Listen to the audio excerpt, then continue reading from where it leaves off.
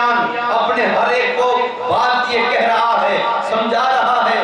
اب جو لوگ ڈر رہے تھے وہ حرم کعبہ میں دوڑتے ہوئے آ رہے تھے، اور حضور صلی اللہ علیہ وسلم آپ جب اپنے وطن کے اندر جب داخل ہوئے، آپ اپنے شہر مکہ کے اندر جو آپ کے بابا کا وطن ہے، آپ کی والدہ کا وطن ہے، آپ کے دادا حضرت عبد المطلب کا وطن ہے، اس شہر مکہ کے اندر جب خانہ کعبہ کے قریب جب آتے ہیں، آپ اس وقت اونٹنی پر بیٹھے ہوئے تھے، اور تاریخ کی کتابوں میں روایتوں میں آتا ہے کہ سرکار صلی اللہ علیہ وسلم آپ اکڑ کر نہیں آئے، بلکہ آپ اس قدر عاجزی سے آئے کہ آپ کا سر جھکا ہوا ہے، اور جو اونٹ کا جو لکڑی کا جو تختہ ہوتا ہے اس پر آپ کا امامہ ٹکا ہوا ہے۔ اس عاجزی کے ساتھ آپ شہر خانہ کعبہ کے قریب آئے، اور آپ کی زبان پر اس وقت تھا اللہ اکبر اللہ اکبر اللہ اکبر۔ آپ یوں کہتے ہوئے کعبے کے قریب آئے، ارے میں کہتا ہوں کہ اس کے کعبہ بھی مچل رہا ہوگا کہ مجھے دیکھو بسانے والے محمد کو غلام آ گئے۔ اس وقت کعبہ بھی مچل رہا ہوگا کہ دیکھو کون آ گئے ہیں، ارے مجھے بسانے والے آ گئے ہیں، مجھے عزت دینے والے محمد رسول اللہ آ گئے۔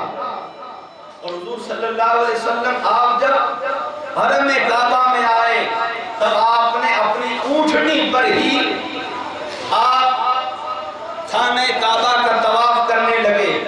تمام صحابہ وہاں موجود، اور صحابہ کرام بھی اس شان کے ساتھ میں وہاں داخل ہوئے، اور اس قدر نعرہ لگایا گیا، اور حضور صلی اللہ علیہ وسلم جب کعبے کا طواف کرنے لگے، اور جب کعبے کے دروازے کے قریب آئے، آپ نے دیکھا کہ کعبے کے دروازے پر وہ سب سے بڑا حبل بت وہ رکھا ہوا ہے، اور کعبے کے چاروں طرف 360 بت رکھے ہوئے ہیں۔ حضور صلی اللہ علیہ وسلم نے فرمایا، اے کعبے، میرے دادا ابراہیم نے تیری شان کے خاطر تجھے بنایا تھا، ارے تیرے اندر یہ بت آ کر بیٹھ گئے ہیں۔ حضور صلی اللہ علیہ وسلم نے اپنی چھڑی ہاتھ میں لی، اور حضور صلی اللہ علیہ وسلم نے ہر ایک بت کی طرف آپ نے اشارہ کیا۔ آپ بت کو گرانا چاہ رہے ہیں، اور آپ اس بت کو اپنی چھڑی ٹچ نہیں کرتے ہیں، اور بت زمین پر آ کر گرتا ہے۔ جس بت کی طرف اشارہ کرتے ہیں وہ بت زمین پر آ کر گرتا ہے۔ وہ بت آپ ان بتوں کو ٹچ نہیں کر رہے ہیں، کیوں ٹچ نہیں کر رہے ہیں؟ رب تبارک و تعالیٰ فرماتا ہے، اے میرے حبیب، ان بتوں کی طرف تو اشارہ کرتا جا، ان کو گرانا میرا کام ہے۔ اے حبیب نے ہاتھ نہ لگانا، اگر تو نے ان کو ہاتھ لگا دیا تو مجھے میرے رب ہونے کی عزت کی قسم کھا کر کہتا ہوں، اگر تو نے اسے ٹچ کر لیا تو میں پتھروں کو بھی بخش دوں گا، ان پتھروں کو بھی جنت میں ڈال دوں گا، مگر اے حبیب تمہیں ان پتھروں کو ہاتھ نہیں لگانا ہے، بس اشارہ کرنا ہے۔ اور سرکار کو اپنی چھڑی سے اشارہ کرتے وہ بت آ کر گر رہا ہے، جس بت کی طرف اشارہ کرتے ہیں وہ بت آ کر زمین پر گرتا ہے۔ اس قدر جب وہ کافر جن کے وہ خدا بنائے ہوئے تھے سب حیرانی سے دیکھ رہے ہیں، اب کسی کے بولنے کی ہمت نہیں ہو رہی ہے کہ کوئی کچھ بول دے۔ تمام کافروں کا حال یہ ہے کہ گھبرا رہے ہیں، ڈر رہے ہیں۔ سرکار نے تمام بتوں کو گرا دیا، کچھ بت اوپر رکھے ہوئے تھے، کچھ بت ایک دوسرے کے اوپر رکھے ہوئے تھے۔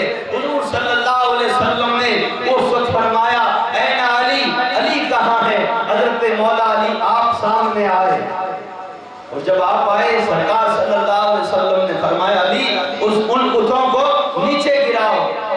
حضرت مولا علی نے کہا، یا رسول اللہ بہت اوپر ہے۔ تو سرکار صلی اللہ علیہ وسلم نے فرمایا، علی میرے کندھوں پر اپنا پیر رکھ کر اوپر چڑھ جا، اوپر ہو جا اور اوپر ہو کر گرا دے۔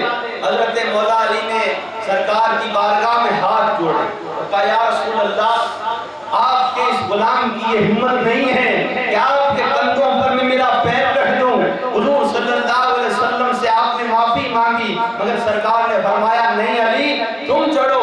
حضرت مولا علی نے کہا، یا رسول اللہ آپ میری پیٹھ پر سوار ہو جاؤ، آپ میرے کندھوں پر پیر رکھ دو۔ حضور نے فرمایا علی تو نبوت کا بوجھ اٹھا نہیں سکتا ہے، علی تو میرے کندھے پر سوار ہو جا، میرے کندھے پر تو چڑھ جا۔ حضرت مولا علی کو حضور نے جب حکم دیا آپ جب سرکار کے کندھوں پر جب چڑھے اور اس قدر چڑھے کہ اس کے بعد آپ ان بتوں کو گرا رہے ہیں، گراتے گراتے آپ اس وقت مسکرا رہے ہیں، آپ اس وقت مسکرا رہے ہیں۔ تھوڑا ایکو کم کرو، آواز بڑھا، ایکو ہلکا سا کرنا، درود پاک پڑھ جو اللہم صلی اللہ علیہ وسلم، اللہم صلی اللہ علیہ وسلم۔ آواز کم ہے، آواز بڑھا دو، ٹھیک ہے۔ تو سرکار صلی اللہ علیہ وسلم نے جب حضرت مولا علی کی طرف دیکھا، آپ نے فرمایا علی مسکرا کیوں رہا ہے؟ جس کام تجھے کہا ہے وہ کام کر۔ حضرت مولا علی نے کہا یا رسول اللہ آپ کے کندھوں پر چڑھا ہوں، یا رسول اللہ آپ کے کندھوں پر کھڑا ہوں، یا رسول اللہ اب میری نگاہوں میں کچھ اور ہی منظر ہے، اب میری نگاہوں میں کوئی اور ہی منظر ہے۔ سرکار نے پوچھا علی کیا دیکھ رہا ہے؟ حضرت مولا علی نے کہا یا رسول اللہ اللہ تعالیٰ کے عرش کو دیکھ رہا ہوں، رب کے عرش کو دیکھ رہا ہوں۔ یا رسول اللہ میں رب تبارک و تعالیٰ کے عرش کو دیکھ رہا ہوں۔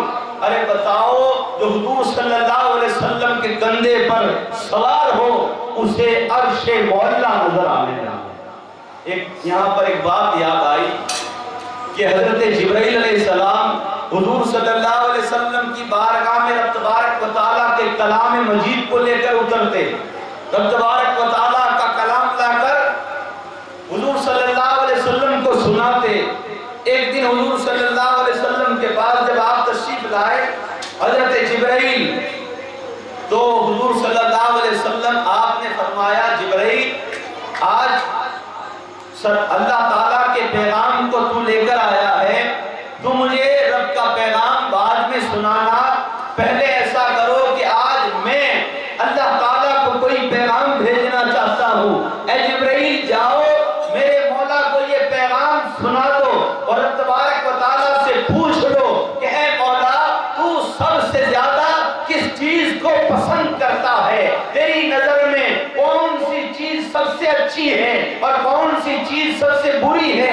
اے جبرائیل جاؤ میرے مولا سے پوچھو۔ حضرت جبرائیل علیہ السلام آپ واپس آسمانوں کی طرف گئے، اور جب آپ آسمانوں کی طرف گئے تھوڑی ہی دیر بعد آپ واپس تشریف لائے، اور جب آپ واپس آئے تب آپ کی حالت کچھ بدلی ہوئی تھی۔ اب آپ کی حالت بدلی ہوئی ہے، اور وہ بدلی ہوئی کیسے ہے کہ آپ کا رنگ بدلا ہوا ہے، آپ کا لباس، آپ کا حلیہ اب کچھ بگڑا ہوا ہے، آپ پر کچھ اور کیفیت طاری ہے۔ سرکار نے پوچھا جبرائیل یہ کیسا حال بنا لیا ہے اور یہ تم پر کیسی کیفیت طاری ہو گئی ہے؟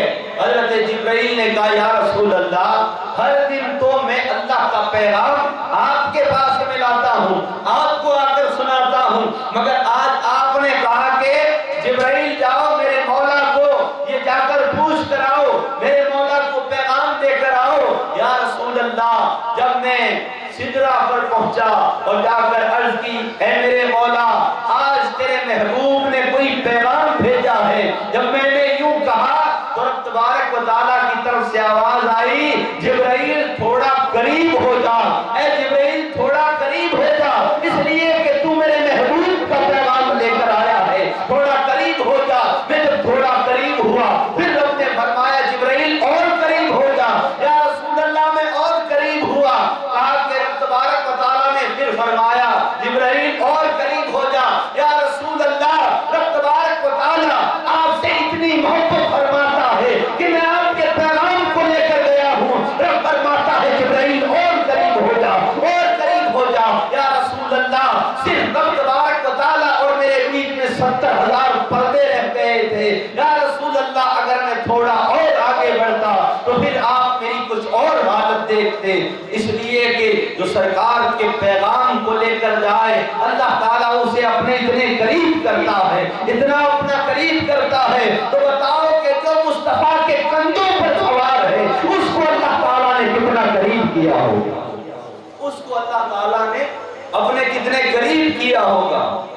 اور جب حضرت مولا علی نے ان تمام بتوں کو توڑ کر گرا دیا، پھر جب آپ نیچے اترنے لگے، جب نیچے کودے، تب بھی آپ مسکرانے لگ گئے۔ سرکار نے پوچھا علی ہنس کیوں رہے ہو؟ کہا یا رسول اللہ اتنے اوپر سے گرا ہوں مگر مجھے چوٹ نہیں آ رہی، اتنے اوپر سے آیا ہوں مگر چوٹ نہیں لگی۔ سرکار نے فرمایا علی تجھے چڑھانے والا محمد ہو اور لانے والا جبرائیل ہو تو پھر کیسی چوٹ لگے؟ تجھے چڑھانے والا جب محمد ہو اور لانے والا جبرائیل ہو تو پھر تجھے کون سی چوٹ لگنے والی؟ اس کے بعد حضور صلی اللہ علیہ وسلم نے آپ نے اعلان فرمایا کہ جو کافر حرم کعبہ کے اندر آ جائے گا اسے میں اپنی طرف سے امان دیتا ہوں۔ حضرت عباس نے حضور صلی اللہ علیہ وسلم سے عرض کی یا رسول اللہ ابو سفیان اپنی عزت بہت چاہتا ہے، یہ سردار ہے، تھوڑی اس کی بھی عزت بڑھا دو، اس کے لیے بھی کوئی جملہ کہہ دو تاکہ اس کے دل کے اندر آپ کی محبت پیدا ہو جائے۔ اس نے وہ منظر تو باہر ہی دیکھ لیا تھا، اس وقت اس نے کلمہ پڑھنا چاہا مگر اس نے باہر شہر مکہ کے باہر اس نے پڑھا تھا لا الہ الا اللہ، پورا کلمہ نہیں پڑھا تھا۔ اس نے کہا کہ تھوڑا اور آگے چلو، کچھ اور دیکھنا چاہتا ہوں، جب میں تمام نشانیوں کو دیکھ لوں گا اس کے بعد میں کہہ دوں گا محمد رسول اللہ۔ تو سرکار صلی اللہ علیہ وسلم نے ابو سفیان کے لیے کہہ دیا کہ جو کافر ابو سفیان کے گھر کے اندر چلا جائے گا اس کو بھی ہم امان دیتے ہیں۔ تو ابو سفیان خوش ہو گیا، اس نے کہا کہ محمد صلی اللہ علیہ وسلم نے میرا نام لیا اور میرے گھر کے لیے کہا کہ جو میرے گھر میں آ جائے گا اسے امان دی جائے گی۔ تو وہ خوش ہوا اور اس نے پڑھ لیا محمد رسول اللہ، لا الہ الا اللہ محمد رسول اللہ صلی اللہ تعالی علیہ وسلم۔ اور اس کے بعد صحابہ نے کہا یا رسول اللہ ابو سفیان کا گھر تو بہت چھوٹا ہے، یا رسول اللہ کیا کیا جائے؟ حضور نے فرمایا جو کافر اپنے مکان کا دروازہ بند کر لے گا اس کو بھی امان دے دی جائے۔ تو تمام کافروں نے اپنے مکانوں کے دروازے بند کر لیے، کچھ کفار حرم کعبہ کے اندر آ گئے، کچھ کافر حضرت ابو سفیان کے گھر کے اندر داخل ہو گئے، مگر اس کے بعد بھی ان کافروں کو یہ ڈر تھا کہ کہیں محمد صلی اللہ علیہ وسلم ہم نے انہیں بڑا ستایا ہے، انہیں بڑی تکلیفیں دی ہیں، محمد صلی اللہ علیہ وسلم کے غلاموں کو بڑا ستایا ہے، بلال کو بڑا ستایا ہے، فلاں صحابی کو بڑا ستایا ہے، یوں نہیں ہو کو آج ہم سے یہ بدلہ لے لیں۔ اس قدر جب کافر ڈر رہے تھے سرکار نے پوچھا اے کافروں بتاؤ اب میں تمہارے ساتھ میں کیا سلوک کروں، بتاؤ اب تمہیں کون سی سزا دی جائے، بتاؤ اب تمہیں کس طریقے سے میں تکلیف دوں۔ اس وقت تمام کافروں نے ہاتھ جوڑ کر کہا کہ محمد ہم تمہیں جانتے ہیں، اے محمد ہم تمہیں جانتے ہیں کہ تو حضرت عبداللہ کا بیٹا ہے، عبد المطلب کا پوتا ہے، حضرت سیدہ آمنہ کا بیٹا ہے، اے محمد ہم جانتے ہیں کہ جو تمہیں تکلیف دیتے ہیں تم انہیں تکلیف نہیں بلکہ دعائیں دیتے ہو، اے محمد ہم جانتے ہیں کہ تم واپس ہم سے بدلہ نہیں لوگے۔ مگر سرکار نے پوچھا، آپ نے پھر فرمایا تم سچ کہتے ہو اور تم حقیقت میں سچ کہہ رہے ہو، آج میں تم لوگوں کو وہی جواب دوں گا تو حضرت یوسف علیہ السلام نے اپنے بھائیوں کو کہا تھا۔ کافروں نے کہا کہ کیا کہا تھا یوسف علیہ السلام نے؟ کہا کہ حضرت یوسف علیہ السلام نے اپنے تمام بھائیوں سے کہا تھا اے بھائیوں تم نے جو یوسف پر ظلم کیا تھا آج وہ یوسف تمہیں معاف کرتا ہے، تو میں محمد رسول اللہ بھی کہتا ہوں اے کفار مکہ تم لوگوں نے جو میرے غلاموں پر ظلم کیا تھا، مجھ محمد پر جو ظلم کیا تھا، اے کافروں آج تمہیں محمد معاف کرتا ہے۔ اب بتاؤ کہ سرکار کے ساتھ میں 10,000 صحابہ مگر پھر بھی آپ نے کسی سے بدلہ نہیں لیا اور دھڑا دھڑ جو کافر تھے وہ کلمہ پڑھنے لگ گئے. کئی کافر اتنے وہاں پر کفار اسلام کے اندر داخل ہو گئے. آدھے سے زیادہ کافروں نے کلمہ پڑھ کر مسلمان ہو گئے تھے، مگر کچھ ایک زہیر نامی اس کے دل کے اندر حضور صلی اللہ علیہ وسلم کے لیے وہ ایسے ایسے کلمات کہتا تھا.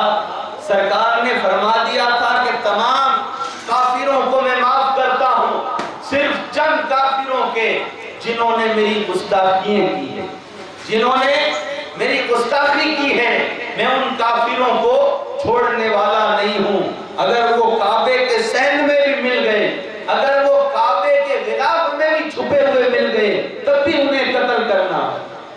جب سرکار نے یوں فرمایا تو زہیر نامی جس کے لیے سرکار نے فرمایا اگر وہ کعبے کے صحن میں بھی مل جائے اسے قتل کر دینا، مگر وہ وہیں پر تھا اور وہ چھپ کر چادر میں چھپ کر جب سرکار نے فرمایا میں تمام کفار مکہ کو معاف کرتا ہوں، جو حرم میں کعبہ میں داخل ہوگا میں اسے معاف کرتا ہوں، جو ابو سفیان کے گھر میں داخل ہوگا میں اسے معاف کرتا ہوں، جو اپنے مکان کا دروازہ بند کر لے گا میں اسے معاف کرتا ہوں. اس وقت زہیر چادر اوڑے ہوئے حرم کعبہ میں تھا اور اس نے چادر اوڑے اوڑے کہا یا رسول اللہ اگر زہیر بھی حرم کعبہ میں داخل ہو جائے گا تو کیا آپ اسے بھی معاف کر دو گے؟ سرکار نے فرمایا ہاں اسے بھی معاف کر دیں، ہاں اسے بھی معاف کر دیں. پھر اس نے دوسری مرتبہ اور پوچھا یا رسول اللہ اگر زہیر آ گیا تو آپ نے فرمایا میں اسے بھی معاف کر دوں گا. پھر اس نے تیسری مرتبہ اس نے کہا کہ میرے شہر مکہ والوں کا کوئی بھروسہ نہیں ہے، کہتے کچھ ہیں کرتے کچھ ہیں، اس لیے دل کو اور تسلی کر لوں. اس نے تیسری مرتبہ کہا یا رسول اللہ اگر زہیر حرم کعبہ میں داخل ہو جائے. سرکار نے پھر مسکرا کر کہا زہیر اگر تو ہی زہیر ہے تو میں تجھے معاف کرتا ہوں، میں تجھے معاف کرتا ہوں. تو انہوں نے پھر اپنی چادر اتاری. تمام کفار اور تمام صحابہ دیکھ کر حیران ہو گئے کہ ہم نہیں پہچان رہے تھے کہ یہ چادر اوڑے کون ہے. سرکار پہچان گئے کہ یہ زہیر ہی ہے. اور اس کے بعد اور کچھ کفار تھے، ایک فضیلہ نامی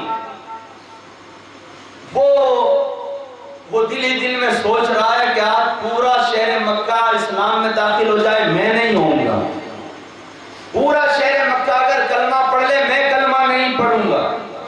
اس نے اپنی بغل کے اندر خنجر چھپا کر جب صحابہ کرام طواف کر رہے تھے، حضور صلی اللہ علیہ وسلم طواف کر رہے تھے، اس وقت وہ بھی فضیلہ بھی ان صفوں کے اندر گھس کر اس نے چاہا کہ میں محمد صلی اللہ علیہ وسلم کے قریب ہو کر ان پر اچانک سے حملہ کر دوں اور انہیں شہید کر دوں. اور جب وہ کعبے کے پاس گھومنے لگا اور جب وہ گھوم رہا تھا اچانک سے حضور صلی اللہ علیہ وسلم کے قریب ہوا اور سرکار کے سامنے جب آیا وہ چاہتا تھا کہ میں خنجر نکال کر محمد کو شہید کر دوں. سرکار نے پہلے ہی اس کا ہاتھ پکڑ لیا اور کہا فضیلہ کدھر جا رہا؟ جیسے ہی سرکار نے اپنی نگاہوں سے اس کی نگاہوں میں اس کی آنکھوں میں دیکھا اور اس کے ہاتھ کو پکڑ کر کہا فضیلہ کدھر جا رہا ہے؟ اس نے کہا کچھ نہیں میں تو طواف کر رہا ہوں، میں تو طواف کر رہا ہوں. سرکار نے کہا کہ کوئی خنجر لے کر طواف نہیں کرتا ہے، کوئی خنجر لے کر طواف نہیں کرتا ہے. پھر اس کے بعد سرکار نے فضیلہ کے سینے پر ان کے دل پر یوں ہاتھ مارا. فضیلہ کہتے ہیں کہ جیسے ہی سرکار صلی اللہ علیہ وسلم نے میرے دل پر میرے سینے پر ہاتھ رکھا، آپ کا ہاتھ رکھنا تھا اور کفر کا نکلنا تھا، اسلام کا داخل ہونا. میرے دل کی دنیا بدل گئی اور میں نے اسی وقت سرکار سے کہا یا رسول اللہ پڑھا دو لا الہ الا اللہ محمد رسول اللہ. حضرت فضیلہ بھی اسلام کے اندر داخل ہو گئے. اور اس قدر سرکار صلی اللہ علیہ وسلم کی نگاہ اور آپ کا ہاتھ ان کے دل پر لگنا تھا کہ ان کے دل کی دنیا بدل گئی. اور کیوں نہیں بدلے؟ حضور صلی اللہ علیہ وسلم ہاتھ لگا دیں، پھر وہ انسان، پھر وہ آدمی، ارے اللہ تعالیٰ تو یہ بھی نہیں چاہتا کہ تم بتوں کو ہاتھ لگاؤ، تمہیں بتوں کو بخشنے پر آ جاؤں گا. تو بتاؤ کہ فضیلہ کے سینے پر جب سرکار نے ہاتھ رکھ دیا تو ان کے لیے اسلام میں داخل ہونا ضروری ہو گیا. انہیں بھی دین دے دیا گیا، ایمان دے دیا گیا.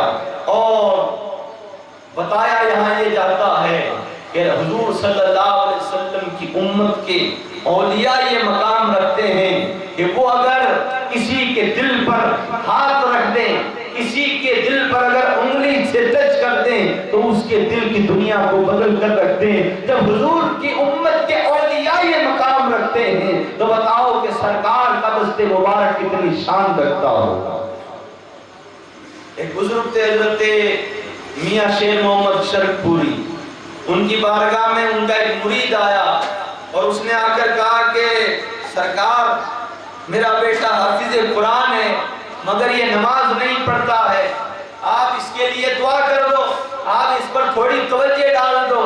تو حضرت میاں شیر محمد شرک پوری نے اس بچے کو، اس جوان کو اپنے سامنے بٹھا کر اس کے دل پر اپنی انگلی رکھی اور انگلی رکھ کر اللہ اللہ اللہ بس 3 مرتبہ یوں کہا. تو اس حافظ قرآن جو نماز نہیں پڑھتا تھا، اس کا باپ کہتا ہے جب میرے پیر و مرشد نے میرے بیٹے کے دل پر انگلی رکھی اور وہ پہلے نماز نہیں پڑھتا تھا مگر اس کے بعد اس کے نماز پڑھنے کا حالت یہ ہوئی کہ جب وہ عشاء کے وقت کھڑا ہوتا تھا تو فجر کی اذان ہو جاتی، مسجد سے باہر ہی نہیں آتا. تو بتاؤ کہ اولیاء جب انگلی رکھ دیں یا ہاتھ رکھ دیں تو ان کے دل کی دنیا بدل جائے. فضیلہ کی شان کیا ہے کہ حضور صلی اللہ علیہ وسلم نے ان کے دل پر ہاتھ رکھ دیا اور وہ اسلام کے اندر داخل ہو گئے. اسلام میں داخل ہونے کے بعد وہ واپس شہر مکہ کی گلیوں کے اندر حضور صلی اللہ علیہ وسلم کے حسن کو دیکھا، آپ کی نگاہوں سے نگاہیں ملی اور وہ مستی کے عالم میں شہر مکہ کی گلیوں سے گزرتے ہوئے حضرت فضیلہ جب جا رہے تھے آپ کے لیے آیا ہے کہ آپ شہر مکہ کی ایک عورت تھی بڑی حسین اور خوبصورت، اس کے بہت بڑے عاشق تھے اور ہر دن اس عورت کے گھر کے دروازے کے باہر جا کر کھڑے ہو جاتے تھے. اس عورت کو دیکھے بغیر اپنے گھر نہیں جاتے تھے مگر جب اسلام میں داخل ہو گئے، جب سرکار سے نگاہیں مل چکی تھی، اس کے بعد حضرت فضیلہ اپنی گردن جھکائے ہوئے وہاں سے جا رہے تھے. اس عورت نے پیچھے سے آواز دی، ارے فضیلہ آج ایسے کیسے جا رہا ہے؟ مجھے نہیں دیکھے گا؟ مجھے دیکھے بغیر تو تو گھر ہی نہیں جاتا ہے، آج مجھے کیوں نہیں دیکھ رہا ہے؟ حضرت فضیلہ نے نظریں جھکا کر کہا، ارے اب میں تجھے کیا دیکھوں؟ میں اللہ کے رسول کو دیکھ آیا ہوں، میں محمد رسول اللہ کو دیکھ آیا ہوں، ارے اس حسن کو دیکھ آیا ہوں جس حسن کی وجہ سے یہ ساری کائنات بسی ہے. اے عورت اب میں تجھے کیا دیکھوں؟ حضور صلی اللہ علیہ وسلم کے صحابہ کی یہ شان ہوئی. اور اس کے بعد جب تمام کافر حرم کعبہ میں کچھ ابو سفیان کے گھر کئی لوگوں نے اپنے مکانوں کے دروازے بند کر لیے، کوئی اسلام کے اندر داخل ہو گئے. اس کے بعد حضور صلی اللہ علیہ وسلم نے آپ نے حضرت بلال کو بلایا اور کہا بلال یہاں آؤ. تو اس وقت حضرت بلال جب آئے، حضرت بلال سے حضور صلی اللہ علیہ وسلم نے اس وقت ظہر کی نماز کا وقت ہو گیا تھا. سرکار نے فرمایا بلال اذان دو. حضرت بلال ادھر ادھر دیکھنے لگے، ادھر ادھر دیکھ کر جگہ ڈھونڈنے لگے کہ میں کہاں کھڑے ہو کر اذان دوں. سرکار نے فرمایا بلال ادھر ادھر نہ دیکھ بلکہ کعبے کی چھت پر کھڑا ہو کر اذان دو. آج اسلام اور مسلمانوں کی شان یہ ہے کہ آج تمام کفار مکہ دیکھ لیں کہ جس بلال کو مارا کرتے تھے محمد رسول اللہ نے آج اس بلال کو کعبے کی چھت پر چڑھا دیا. بلال کعبے کی چھت پر کھڑا ہو جا. حضرت بلال نے کہا یا رسول اللہ میں غلام ہوں، میرا باپ بھی غلام تھا۔ آج یہاں پر شہر مکہ کے اندر بڑے بڑے سردار، بڑے بڑے خاندان والے یہاں پر کھڑے ہیں، یا رسول اللہ ان کے سامنے میں کعبے کی چھت پر کیسے کھڑے ہو جاؤں، کیسے کعبے کی چھت پر چڑھ جاؤں؟ حضور نے فرمایا اے بلال کعبے کی چھت پر چڑھ جا، میں آنے والے قیامت تک امت مسلمہ کو یہ پیغام دینا چاہتا ہوں، اگر ہو کوئی ذات کا غلام اگر محمد سے سچی محبت کر لیتا ہے تو پھر محمد اسے وہ مقام عطا فرماتا ہے کہ تمام بلندیاں اس کے نیچے رہ جاتی ہے، اور اس کو مقام مل جاتا ہے کہ تمام سب سے اعلیٰ و اعلیٰ وہی ہو جاتا ہے۔ اے بلال چڑھ جا کعبے پر تاکہ یہ کفار مکہ دیکھ لیں کہ جو محمد سے جڑ جاتا ہے پھر محمد اسے کعبے کی چھت پر چڑھا دیتا ہے۔ بلال چڑھ جا۔ حضرت بلال پھر بھی نہیں چڑھ رہے۔ سرکار نے صحابہ سے کہا کہ صحابہ بلال کو سہارا دے کر کعبے کی چھت پر چڑھا دو۔ تو حضرت بلال نے پھر ہاتھ جوڑے، یا رسول اللہ کہاں آپ کے عربی صحابہ اور کہاں یہ حبشی جو ان کے ہاتھوں پر اپنے پیروں کو رکھے، ان کے کندھوں پر اپنا پیر رکھے؟ یا رسول اللہ میں ان کے کندھوں پر اپنا پیر نہیں رکھ سکتا ہوں، مگر سرکار نے کہا کہ بلال اگر آج تو چڑھ جائے گا تو ان کافروں کا گھمنڈ ٹوٹ کر چور ہو جائے گا۔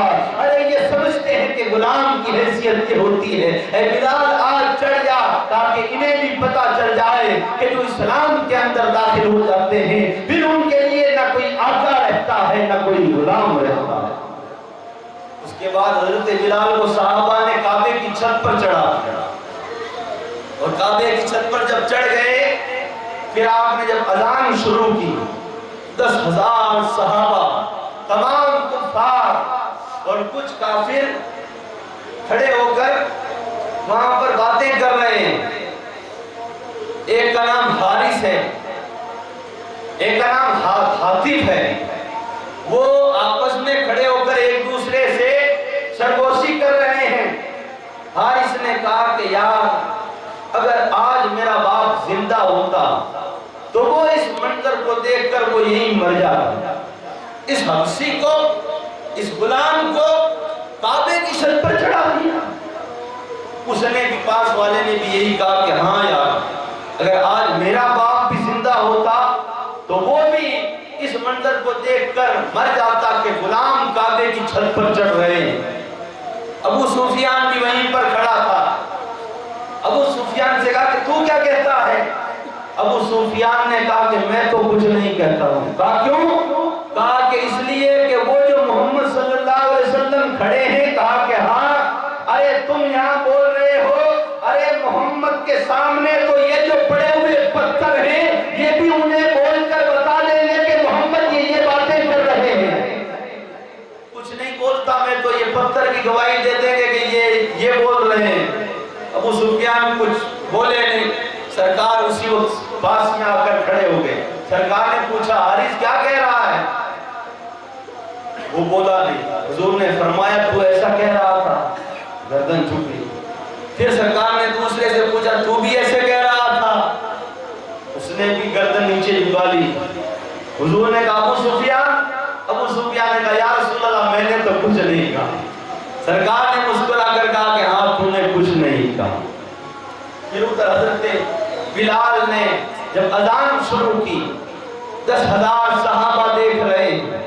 صحابہ کہتے ہیں جب بلال نے اذان شروع کی تو ہمارے دلوں میں اچانک خیال آیا، کہا کہ جب ہم مدینہ میں تھے تو بلال جب اذان دیتا تھا تو کعبے کی طرف رک کر کے اذان دیا کرتا تھا۔ اب دیکھو تو صحیح کہ بلال کس طرف رک کر کے اذان دے رہا ہے۔ کہ بلال کی طرف دیکھا گیا تو جس طرف حضور صلی اللہ علیہ وسلم گھوم رہے ہیں ادھر ادھر بلال منہ کرتے ہوئے اذان دیتا چلا جا رہا ہے۔ انہیں ادھر دیکھ کر سرکار کی طرف دیکھ کر اشہد ان محمد رسول اللہ جب کہتا ہے، سرکار کی طرف جہاں جہاں سرکار گھوم رہے ہیں ادھر ادھر بلال گھومتے گھومتے اذان دے رہا ہے۔ حضرت بلال کو بھی پتا تھا، اور بریلی کے تاجدار نے بتا دیا کہ حاجیوں آؤ شہنشاہ کا روزہ دیکھو، کعبہ تو دیکھ چکے اب کعبے کا کعبہ دیکھو۔ یہ جو کچھ بھی ہمیں ملا ہے کن سے ملا ہے کہ صحابہ نے یہ فرمایا ہے اے کعبے تیری وہ شان نہیں ہے تو محمد رسول اللہ کی ہے اور محمد رسول اللہ کے غلاموں کی۔ سرکار نے بتا دیا کہ آج یہ کفار یوں نہ سمجھے کہ ہم بھی پتھروں کی پوجا کرتے ہیں، ہم بھی پتھروں کی پوجا کرتے ہیں اور مسلمان بھی پتھر کو پوج رہے ہیں۔ نہیں نہیں، اے بلال تو کعبے پر چڑھ کر بتا دے کہ ہم اس کو خدا نہیں مانتے ہیں بلکہ کعبے پر تبارک و تعالیٰ کی تجلیات اترتی ہے، ہم اس کو سجدہ کرتے ہیں، کعبے کو نہیں کرتے۔ کعبے سے اونچا مقام تو حضرت بلال کا، حضور صلی اللہ علیہ وسلم کے غلاموں کا ہے، ایک سچے پکے مومن کا ہے۔ اللہ تعالیٰ سے ہم دعا کریں